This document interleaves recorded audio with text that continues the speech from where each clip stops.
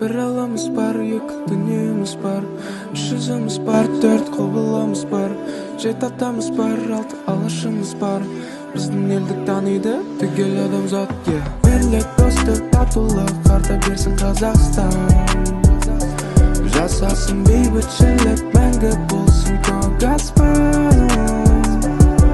Қазіргі өмірде бәрі тез өзгерді. Үлкендер кейде біздің вайбты түсінбейді. Бірақ біздің болашақ әлі алдында. Жанжал болған. Очень активная работа идет, и огромная благодарность волонтерам, меценатам, членам этнокультурных и общественных структур АНК, которые задействованы в ходе проведения акции «Жить жизнь».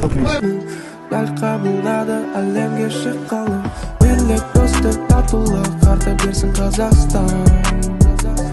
Жасасын бейбітшілік, мәңгі болсын көк аспан.